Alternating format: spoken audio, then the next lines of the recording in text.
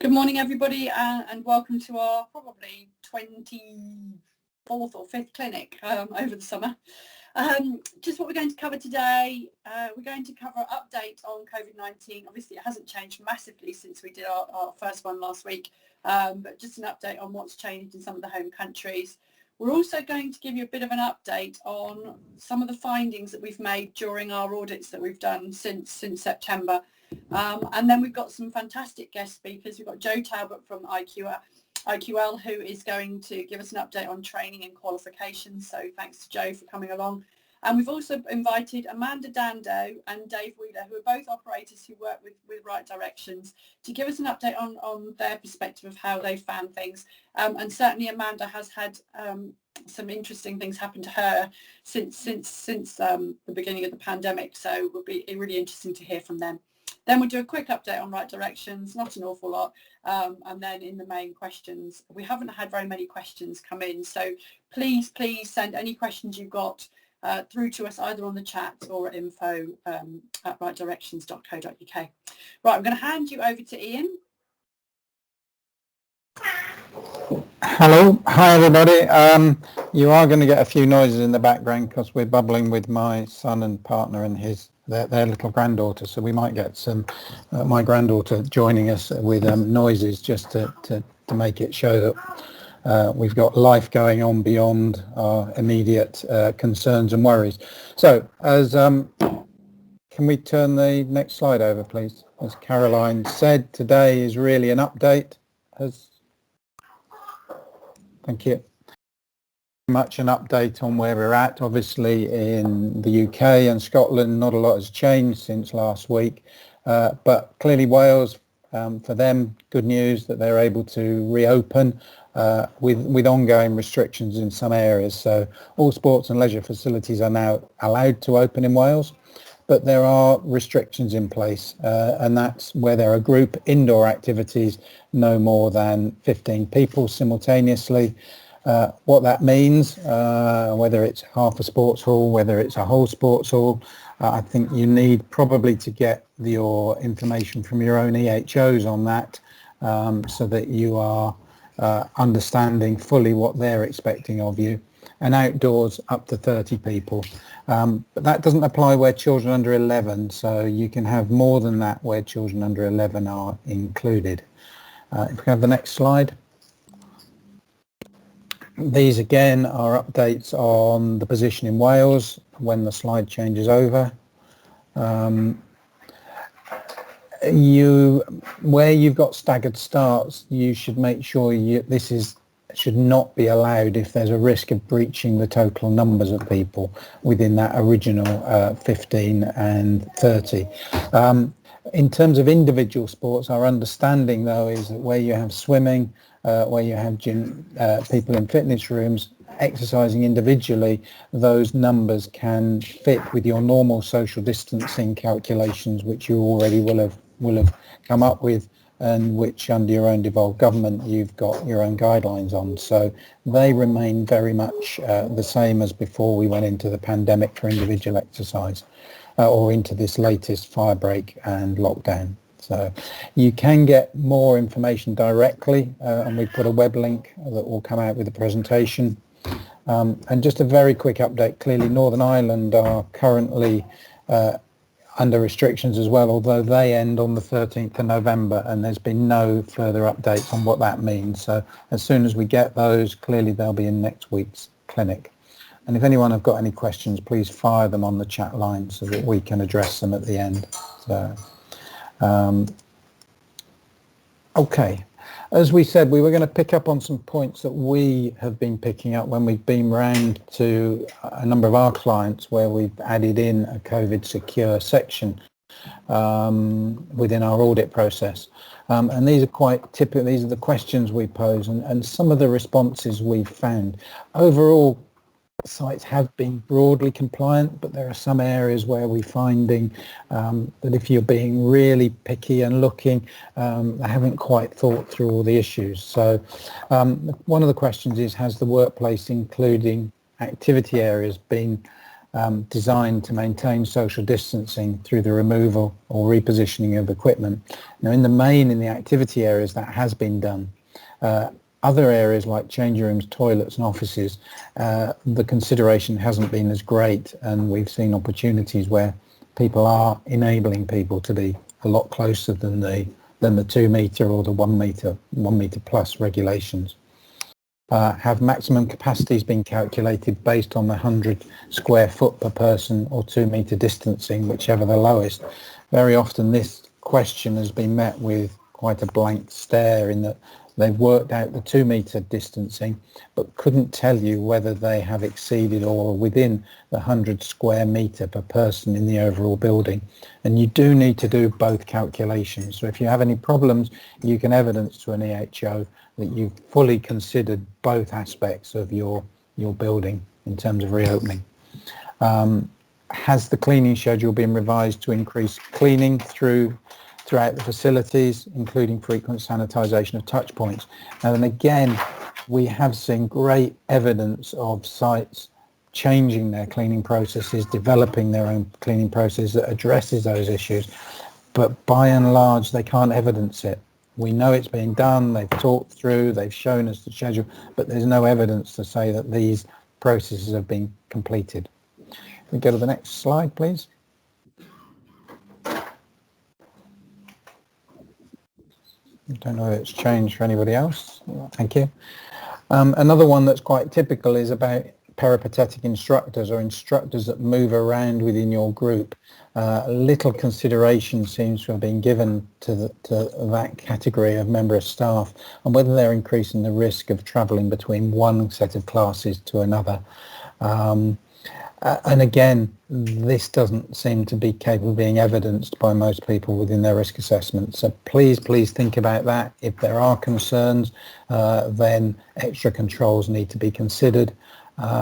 And you need to look at the guidance that came out from the government regarding the secure procedures that you need to consider around that. The next one might seem a bit simplistic and a bit easy. We as auditors have found very often when we've gone in that we've been offered a pen in which we can sign in. It's great we're being asked to sign in, but I think it's endemic of the thought process and understanding of staff that that not everything is being completed. The very issue of handing you a pen, you could easily sanitize your hands afterwards if there's a sanitization spot next to it, but the fact is that it hasn't been thought about, and staff doing it aren't thinking through the whole process. So I think it's quite a telling thing to the level of staff understanding of the process with such a simple measure and a simple test, as to see whether they thought about the pen they're handing over to you to sign in, as to whether that's been sanitized before or you can sanitize after using it. Risk assessments. We have found repeatedly that these aren't being updated to follow the latest guidance that's coming out.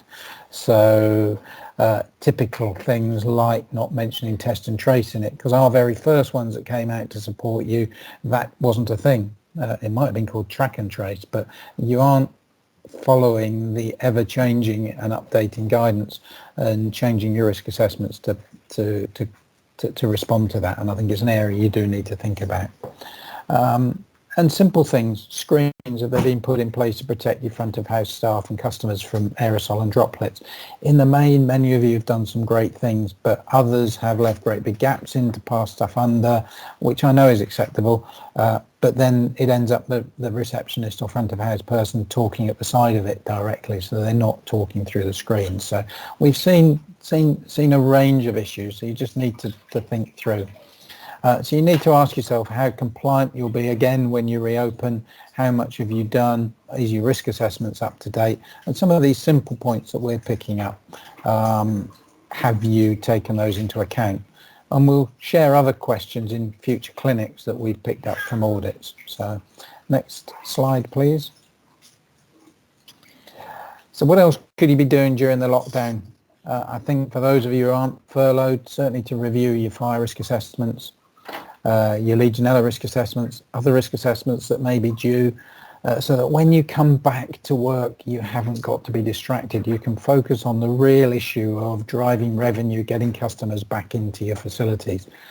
And the other thing which we heard about from Tracy and Daniel last week was taking the opportunity to review your current processes.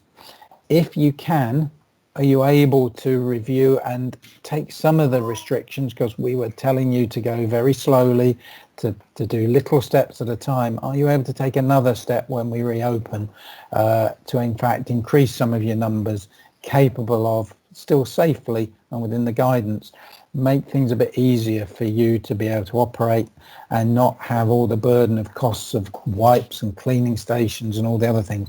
Are there things you can do to remain safe, but to be more effective and to be able to welcome more people back into your buildings? And to think about your KPIs and objectives. Other things you might be able to do, and we think this will come on in the next session with Joe Talbot, is that things like training, staff drills, fire drills, etc., are important to maintain. And if you haven't done one for a long time, to plan some of those for very near when you come back to getting everybody back into your building, so that you are up to date. And again, not having to distract staff from the real issue of making sure you stay viable, you stay as a building capable of operating and generating sufficient funds to keep going. And I'm sure there are others.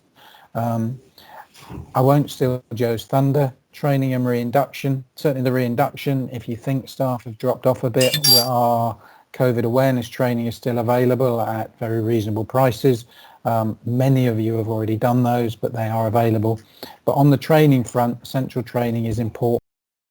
I will take the opportunity now to introduce Joe Talbot from IQL, who's going to talk about some of those key issues of training and qualifications, which I know she's been inundated with questions over from the last week or so following the latest lockdown. So if I could introduce Joe, hopefully she's there and is going to be able to put her camera on, and I can hand over to her. Thanks, Ian. Hi, everyone.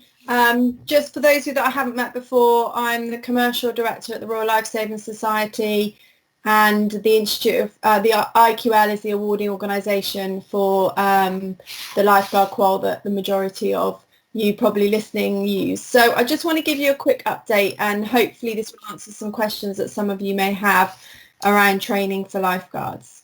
So if I could just have the next slide, please. So I am going to talk about the lockdown in England. There is going to be some stuff relevant to Wales and Scotland, Ireland and Northern Ireland, so please don't totally switch off. But initially, let's just talk about the lockdown in England. A lot of people asked us when the lockdown was announced whether training can still take place. Well, as I'm sure all of you know, the regulation came into force last Thursday. Those of you that read the legislation, it's quite complicated. The easiest thing to follow is the government guidance, which is available on the government website. If I can have the next slide. So just as a reminder, when you're thinking about training during lockdown, the Health and Safety Executive and the Department of Education did not relax rules throughout COVID when dealing with first aid provision. So you still, as employers, have a responsibility to make sure you have first aid provision at any facility that's open. So therefore, any employer that needs to maintain first aid provision, that would be some kind of training during lockdown that would probably have to take place. If I could have the next slide. So what we've done at RLSS UK, because we've had so many questions, we've got over 7,000 trainers. So as you can imagine, there were lots of people asking questions about, well, can I still do training? So we've put together a simple flow chart for any trainer, employer, or approved training centre to follow to see whether training should take place or not. So step one, the regulation that's currently in place for England details that no person must leave or be outside of a place where they are living without reasonable excuse. There is an exception for education and training, but as long as it's reasonably necessary. So you have to look at whether the training that you think needs to take place actually has to take place. Is it for safety, and would people be put at risk if it didn't take place? So, for instance, you might have 12 lifeguards and 10 of them need to renew their qualification. If they don't renew it, when you open your doors, you won't have any lifeguards. Well, that would be reasonably necessary to deliver that training and assessment. So is the training reasonably necessary? If it isn't, then training shouldn't take place. If it is reasonably necessary, then you move on to step 2. We ask you to look at whether remote training could be provided for training and assessment. If remote learning could be used, then it should be used rather than face-to-face training. But if remote training isn't an option, and for a lot of you where a swimming pool is involved, you can't do remote training with somebody in their bathtub, so you would be moving on to step 3. Step 3 asks you if you can delay the training or assessment until lockdown restrictions are lifted. So you need to consider whether that training has to take place now, or whether it could take place once lockdown restrictions are lifted. If it can take place later on, then training shouldn't take place. But if it can't take place when lockdown restrictions are lifted, then you move to the next step. And I'll just ask for the next slide, which will take us on to step 4. Step 4 is about the risk assessment for reasonable measures to protect against COVID when you are training. So we're asking whether training centres have got the risk assessments in place. If they haven't, then training shouldn't take place. If they have got the risk assessments, then you move on to step 5. Step 5 asks the employer whether they permit training or assessment to take place. Ultimately, under the regulation, it's the employer that has the overall responsibility for this. So they have to make the decision on whether they're happy for that training to take place or not. If the employer is happy, then training can take place. If not, then clearly training assessment should not take place. So hopefully that flow chart will help trainers and approved training centres to consider whether training can take place. There are some restrictions under the legislation, and swimming pools does come under one of the restricted facilities. So if you are looking at training to take place in a swimming pool during lockdown, then you should seek clarification and authorisation from your local authority. So by way of example, we work with Center Parcs. Center Parcs, as many of you know from visiting it, is a very busy facility. They have to do training.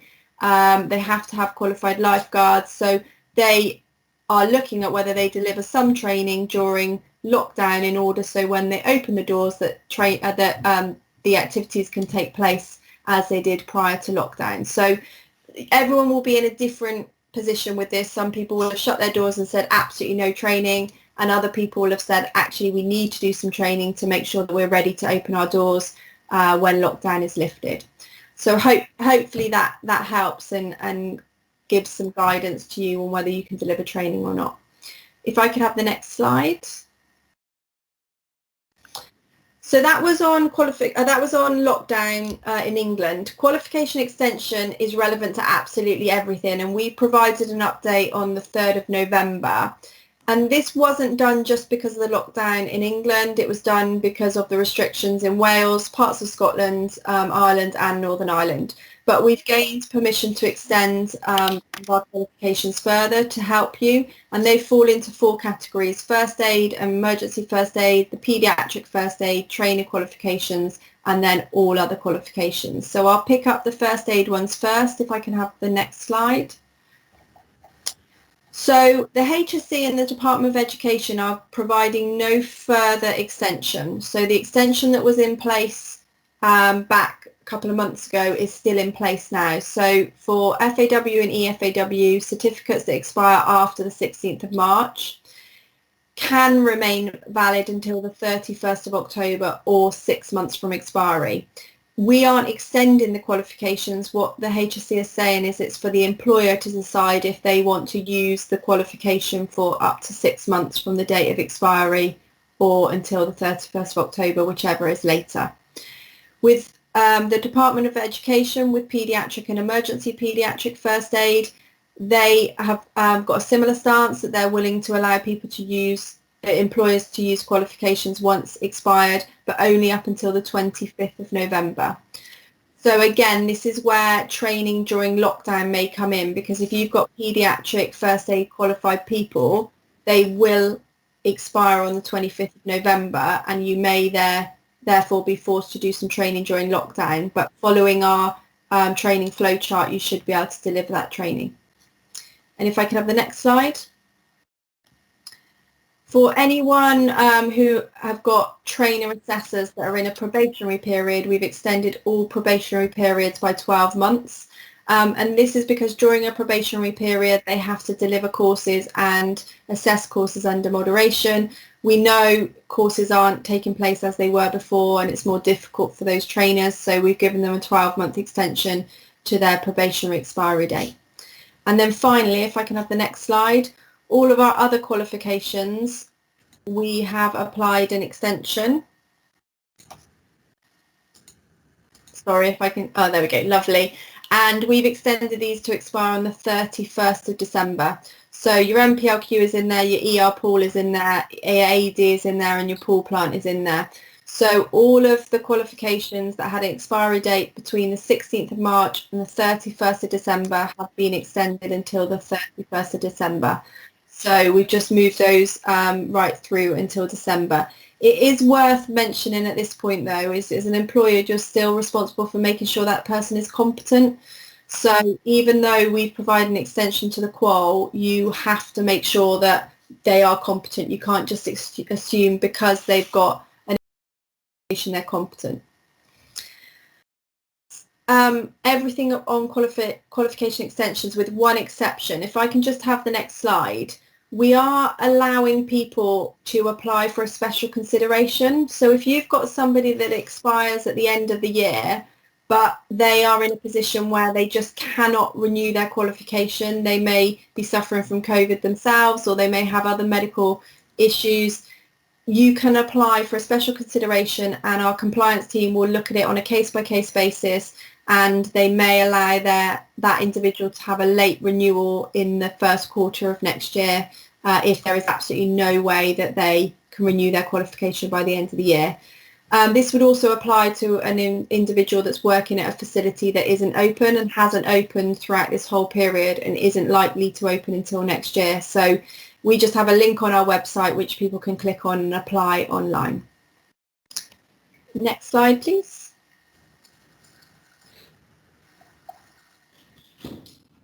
And finally, this keeps coming up, and this is quite a difficult one to answer, but people are asking about competency assessments. And the last lockdown across the board was quite a long time, so we did advise that every lifeguard was competency tested before they started work again, because in some cases lifeguards hadn't worked for 5-6 months. With this lockdown being a lot shorter, we are reminding operators that they are responsible for ensuring an employee is competent.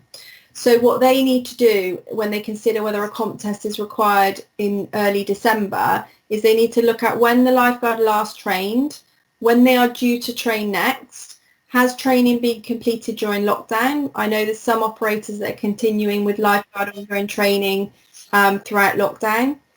Has the lifeguard completed any online training? And ultimately, as an employer, can you demonstrate they are competent? So we are not blanket saying you must contest every single lifeguard. We are reminding you as operators you're responsible for making sure they're competent, and you have quite a lot of things to consider to look at how you will competency test them. There's just one last slide with just some useful links which the Right Directions team have, so they can distribute that to anyone that needs those links. But if you go onto our homepage, across the top bar there's a COVID area, and you'll find everything you need within that COVID area.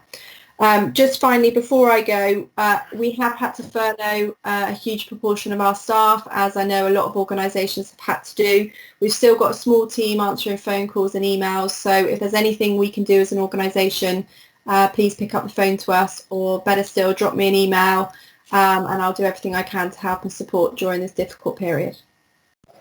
Thanks, Jo. That was really helpful, and I'm sure for those with pools and first aid requirements that was very insightful. Please do, if you've got questions direct for Jo, put them on the chat line. Hopefully we'll keep her to the end so that we can involve her in the Q&A section. and clearly that's vitally important, that we keep our staff trained and ready to be able to get back to work as soon as possible. The flow chart that she showed is also something, if you're considering doing things like in-house fire drills just before we come back, you should also work through that to make sure you've got the processes in place, albeit coming towards the end of the latest lockdown, so that you can safely conduct those scenarios. And we would consider those to be safety related issues, and therefore important to keep up to date with, particularly if you haven't done that within the last 6 months or so. Okay, can I have the next slide? I'd now like to introduce you to two of our clients, Amanda Dando, who is General Manager of Salto Gymnastics Club, and Dave Wheeler, who's Contract and Operations Manager at Rubicon Leisure. I hope they're both available and are going to unmute themselves and unmute their cameras so that we can see them. And are you both there?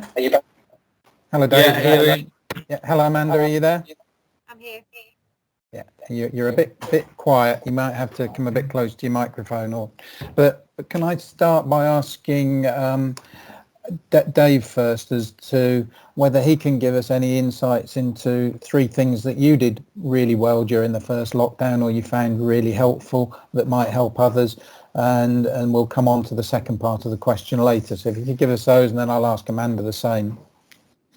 Yeah, no problem, and thanks for allowing me to speak and share experiences, Ian.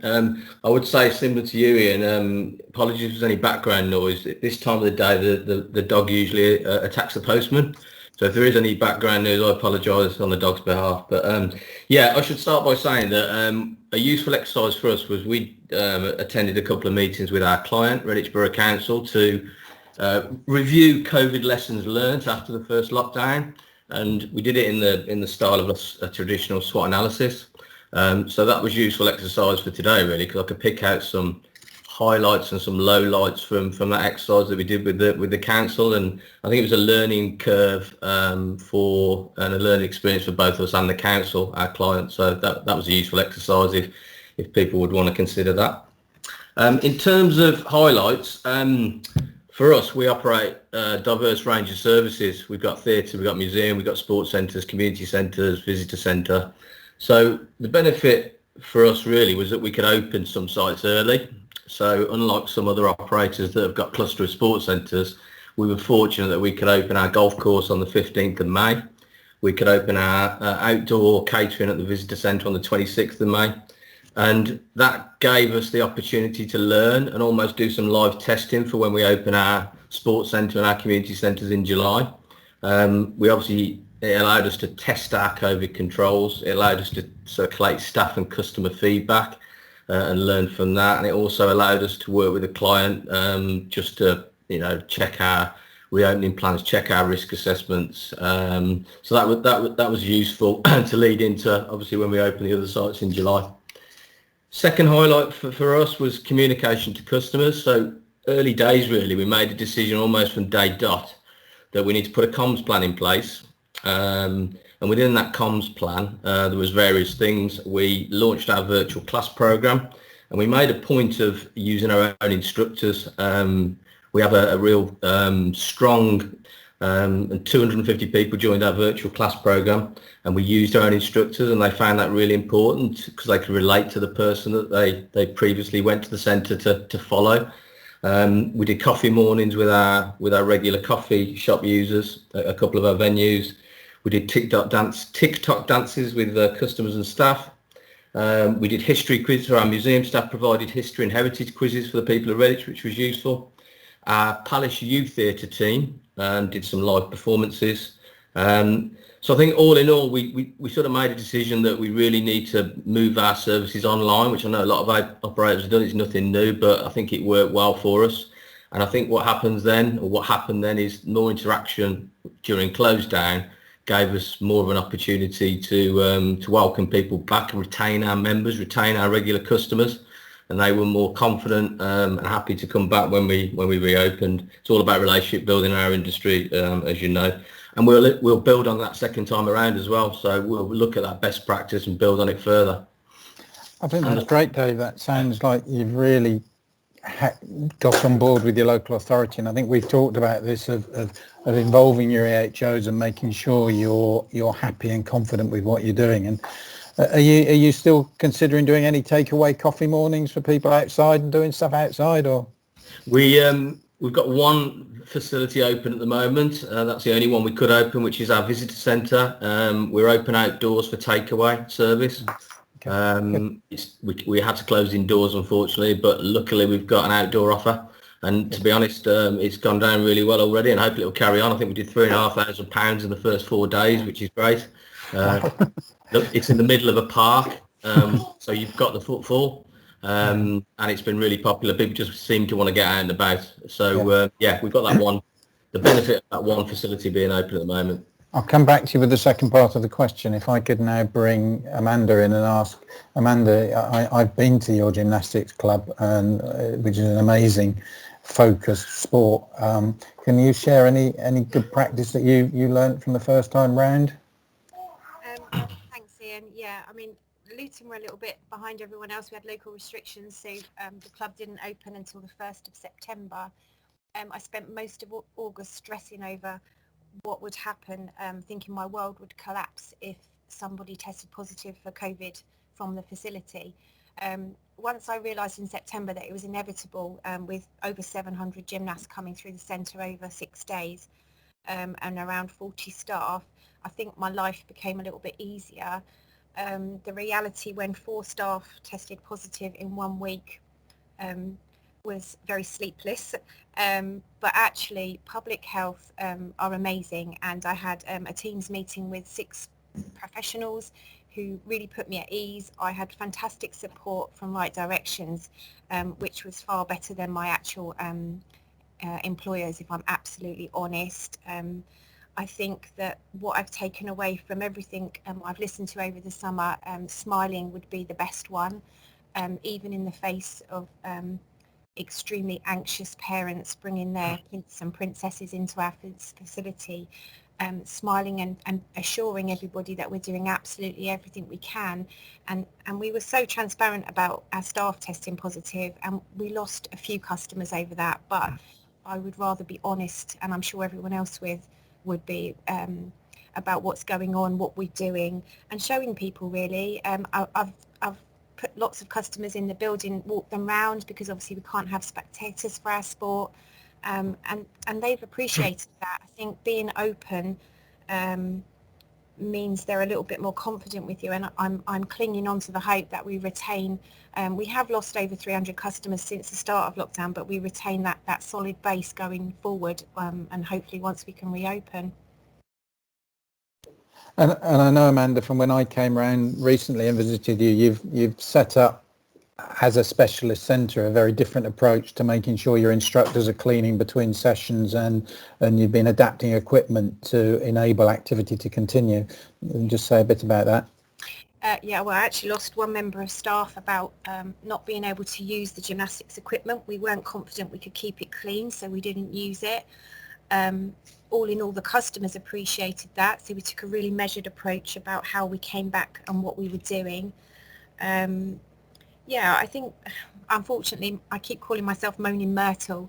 It's just reinforcing to the staff, really, that stand apart, wash your hands, keep the space, keep the gymnasts apart. And, you know, I'm really proud that not one child has tested positive, and certainly public health didn't think the virus was in the centre, and that, you know, no doubt goes a long way with customers, and that's what keeps them sending them back week after week. I think you told me that a lot of your instructors actually work in schools as well, so it comes back to that cross of people moving between venues. So that's possibly where they were originally getting it, and then unfortunately they didn't bring it into the centre by the sound of it. Can you just expand on how you went about that cleaning between the gymnastics sessions? We issued with the staff with cleaning caddies, so they've got their own set of cleaning materials. So they've got wipes, they've got sanitizer spray, they've got gloves, they've got a full PPE set in case they need to first aid anybody on the spot away from the main first aid area. And basically nobody shares anything, so every single item we've been using, so we've bought in extra things, so skipping ropes, hoops, you name it, they clean it. And yeah, no, it's not great. It's not, you know, how gymnastics was pre-lockdown, but the kids are loving it. They want to do sport, and you know, we're passionate here about getting every single member in and delivering some sort of solid session. And in the main, there's been very little feedback that they're not getting that. In the main, it's parents saying, I just can't afford it, I've lost my job. And that's, you know, new pressures that will come with reopening, I think, from lockdown too. But, you know, certainly the centre's never smelt so nice. No cheesy feet smell anymore in here, and we're cleaning everything all of the time, you know. And looking back and reflecting, we certainly should have been doing far more than we were, and I will put my hand up to that. But going forward, we've got some really good practices in place now, and I think that they will stand us in good stead. Good, excellent. Thank you, Amanda. Unfortunately, I didn't meet any of you coaches, so I didn't quite know how effective Moaning Myrtle was, but from what I saw, it looked excellent. If I could just come back to Dave and ask you now whether there's any points you would say that you would do differently, or things you're thinking about doing differently when you reopen the second time. Yeah, I think one in is a strength that dipped into the weakness category that now we want to turn into an opportunity. Like some operators, we have the ability to use the sports hall for Group X classes, so it became a massive Group X studio for obvious reasons, get more people in it. Lots of people loved it because they wanted to exercise, they were grateful of exercising, but some didn't. It's a sports hall, so it's not a dance studio, acoustics, etc. Aesthetics aren't great. So what we'll do second time around, we've got a theatre that's closed, so we're going to use the staging, the lighting and the audio equipment from the theatre. I think our theatre manager and our technician are camping overnight at the Abbey for 2 days and 2 nights to set it all up. So obviously when we reopen, we've got more of a dance studio feel in the sports hall than we had before. And also it's a lever for us to go back to the client and say, give us some investment into the buildings. We haven't had any yet. We probably could convert 1 or 2 of the sports hall courts back into dance studios, larger dance studio spaces. Okay. And the second one, I think staff engagement below management level. We were really good and gelled as a management team. We had happy hour on a Friday where we did a quiz and had a beer. You know, we did regular meetings, regular quizzes, regular TikTok. Well, I didn't do TikTok because I failed miserably. But I think staff below management level in some sites, we probably could have done more contact, more weekly calls, more fun activities, more quizzes. Probably could have used our staff forums group a little bit more as a central coordination between us and the teams below it. And I think for that, the outcome of that is we found it's probably harder to get people back to work. I mean, some of our staff, by the time lockdown 2 ends, would have had a year off work because we're furloughing our theatre and museum staff because we simply can't open for different logistical reasons. So I think it's important second time round that we really have a very detailed, almost daily / weekly comms plan, which involves our staff at all levels and our volunteers. We've got 150 volunteers. Without them, we wouldn't function. So certainly wouldn't be able to open the theatre. So again, it's really important that we keep in touch with those and nurture those relationships with those. And the final thing, if I could, Ian, is around contracts. I think we found that, you know, during lockdown, you don't necessarily need waste collection, you don't need sanitary bins, you don't need cash collection, you haven't got a use for your EPOS system. But when contracts are written, some of the time you've got fixed costs that you can't get out of, and not all the time, because some of our suppliers have been flexible. But I think going forward, maybe there's some room to think about if we're in this position again, how we write our contracts that are more favourable financially and operationally for us as operators. And I think as an industry, I'll finish on the fact that yes, we spent an infinite amount of money on cleaning products, perspex, signage and tape. I don't really want to see any more tape after COVID, but I think as an industry, is there any deals we could do? Because we have spent a fortune, and I'm sure we're probably the lucky ones, because if you've got operators that have got 20 or 30 sports centres, I hate to think what the bill is, it's needed. The ops team tell me it's needed, and I get it. It's important to give people confidence, but is there a balance to strike there as an industry with some procurement deals? Yeah, agreed. Amanda, that was great, Dave. Anything, Amanda, from you that you would do differently? Not really. We just dipped our toe into the digital world yesterday. and are looking to deliver a full schedule across the week to all of our members. And last night, I think it's the most fraught half hour of my life trying to deliver to 100 gymnasts online. But we got there and we delivered to over 200 members last night. So learning and evolving that and probably carrying that forward to people that maybe can't attend and maybe as an income stream for post-pandemic for us. But it is a very, very new world, and it's not something that all of the coaches are comfortable with, myself included. I hate being in front of the camera. So going forward, that's something. Touching on furlough, my personal opinion is it's the devil.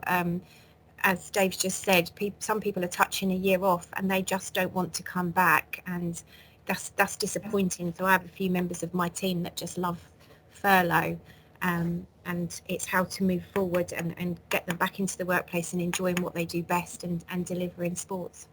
Thank you, Amanda. Can I just, Amanda, ask you one other question? Just, you talked about having the HO and Public Health come and visit you, and I know you were petrified to begin with, but found it actually a very positive experience at the end of it. How did that happen? Did they come in? What did they want to see? What were they asking? We met them on Teams, actually. We were quite surprised they didn't want to come into the facility. They asked lots and lots of questions. They were really, really nice. British Gymnastics brought out, I don't know if you've done anything like this, but like an incident report form, so you could track. So when your staff member or whoever it was told you they tested positive, and that was really essential when talking to Public Health, because it meant I had all the details to hand, what their isolation was, what date they tested positive, and the EHO was more interested in what we were doing rather than casting blame, and that gave me the confidence to communicate to parents, because they were like, stop thinking that it won't happen to you and think about how you're going to deal with it when it does. And they were really, really good. They did telephone support. They offered comms to send out to our customers, supporting the fact that, yes, we could stay open. And even myself, I phoned at one point and said, look, I think we should close. And she talked me through it, and she was like, why? Because you're doing everything you actually possibly can. Your centre is safe. So they're actually, really proactive. I thought I was sort of going to sit in front of a board and be told off, where actually they were very informative, and yeah, they gave a lot of support, as did yourself. So yeah, it wasn't nearly as much as scary as it appeared to have been. Thank you, Amanda. I think I'm getting things coming through from people on my WhatsApp saying it's nice to hear someone so honest and open about what you went through. And I hope for anyone else who might experience this, it isn't any shame to have it. It's inevitable. And the thing is just to be open. And it isn't the first reaction to close.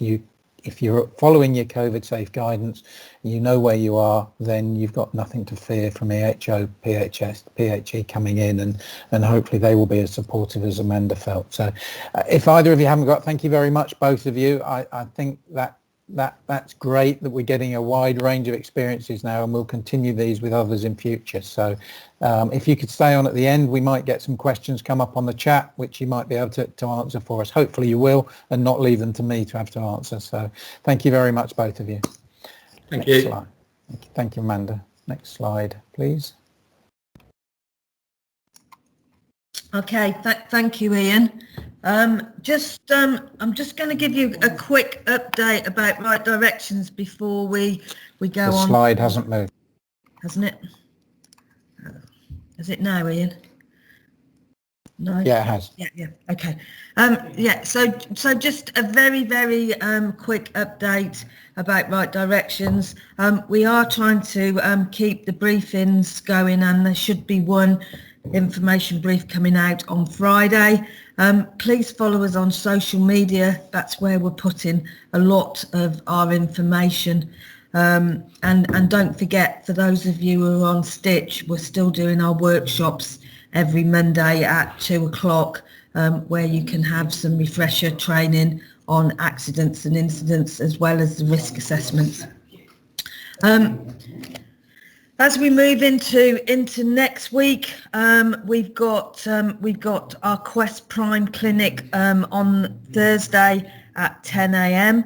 That will be with Caroline, who will be going through the new Quest Prime and the modules attached to that. The feedback from those centres that have been through the new assessment process has been very, very positive. We're also really excited to say that following on the success of the COVID-19 online training, that we will be releasing our first online training courses next week, and they will be risk assessments for managers and risk assessment awareness training for frontline staff. As you see, we think that we've pitched the price at very reasonable cost.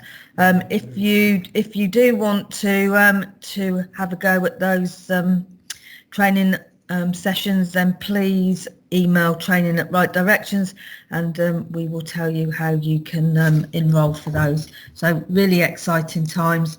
And further releases will follow very quickly before the end of November, including safeguarding Legionella, asbestos awareness, and fire marshal training.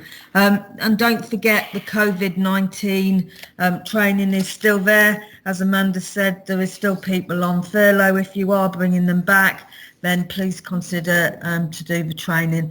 Very, very cheap, £1 for Right Directions clients and £2.50 for non-clients. And our next clinic will be next Wednesday at 10:30, and again we will have some more guest speakers for you, and we'll be looking forward to seeing you there. Okay, I'm going to hand back over to Ian to take some questions. It has been fairly quiet this morning. Ian, are you there? Yeah, I am here. Yeah. Good. One question that has that's come in from info is regarding the vaccine news that was issued yesterday. So great news about the vaccine. Do you think that we'll be back to normal then early in the new year? Honest answer, no. If you've read the detail of it, it's great news that they found something that's 90% effective. It does need to be stored at minus 80 degrees C, so I can see some logistical problems for the NHS in getting these to the right point safely so that it can be used effectively. It needs 2 vaccines, and they're going to be focusing initially on care home staff and the NHS staff. So I think until we get further into the year, that's where hopefully we will start seeing things develop. But I think in the community, for the rest of us, we have to stay COVID secure and aware of the controls and restrictions until such a point that they've got this, the bulk of the community being vaccinated so that they can protect the NHS moving forward. So I don't see any changes soon, but hopefully maybe by March, when they've run furlough up to, we might begin to see some, let's hope that we could begin to see a different scenario starting then. Okay, thank you, Ian. I've got another question about thinking about the future, actually, which is quite a positive, that people are starting to think about the old norm as well as our new norm. So we think that lockdown will end in early December.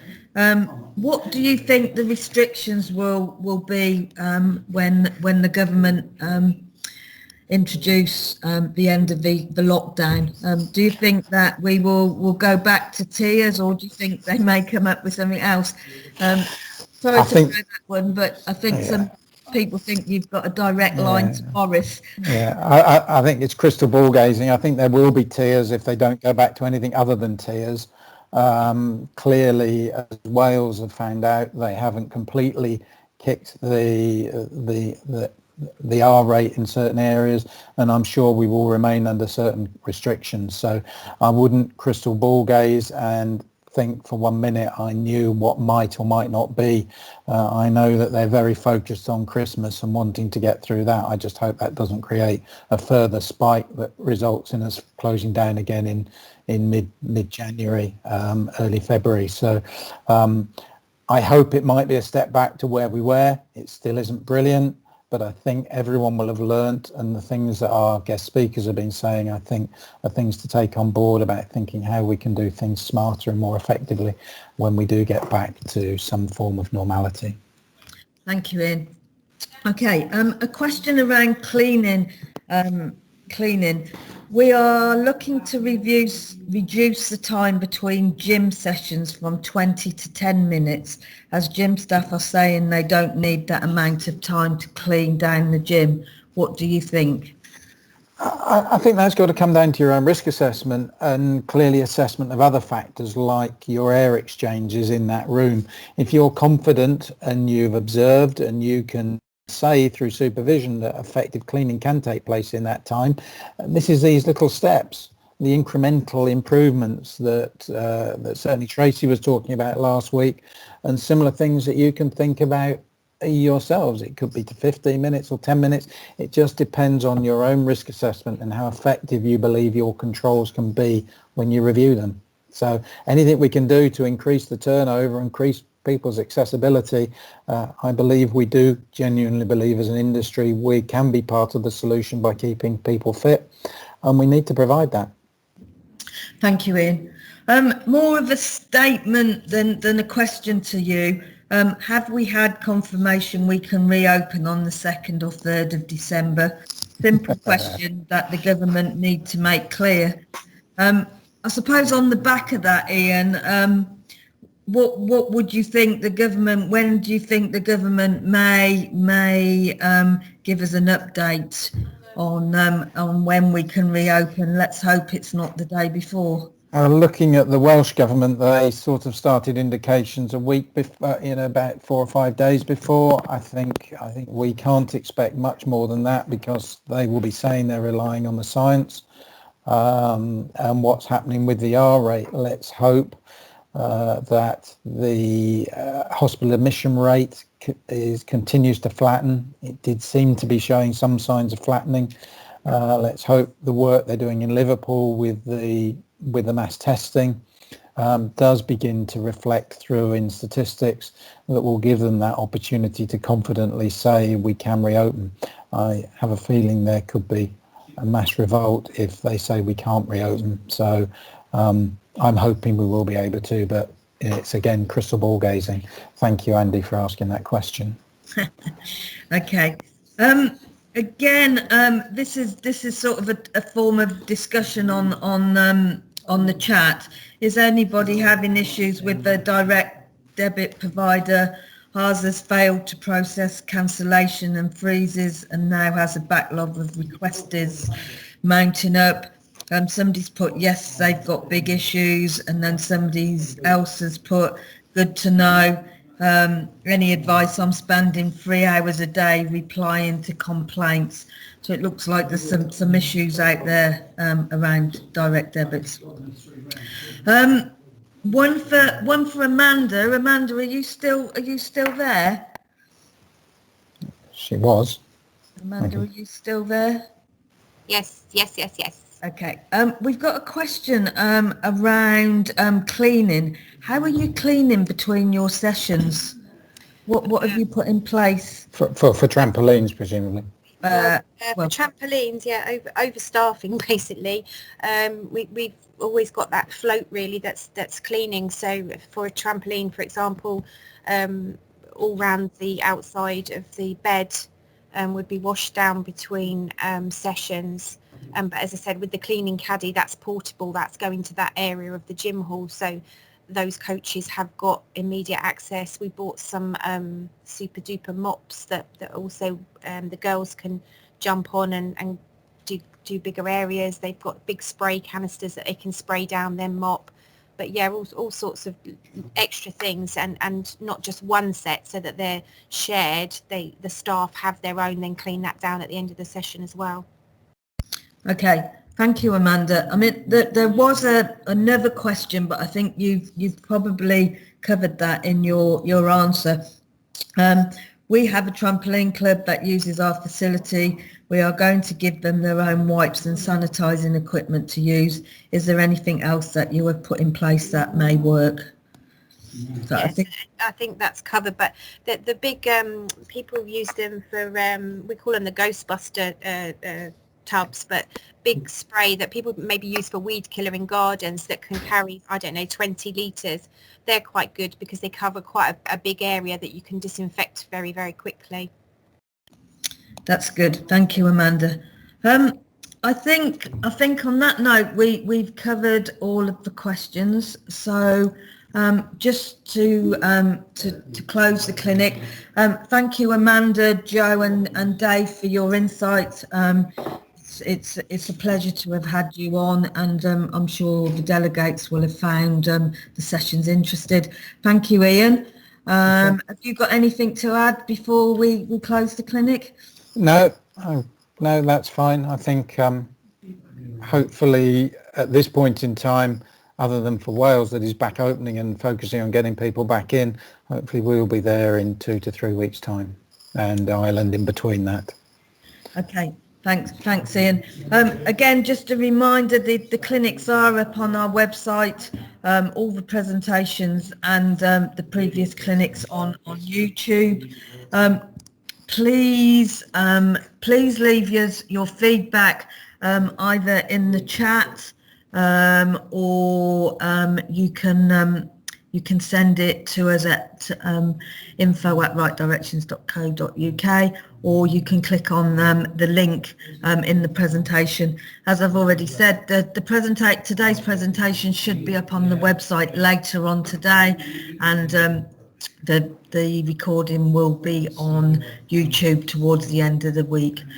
So thank you very much for joining us, and Ian, Caroline and myself and the rest of the Right Directions team look forward to seeing you on the clinic next week, which will be on Wednesday, 10:30, and your invites will be sent out the evening before. Thank you very much.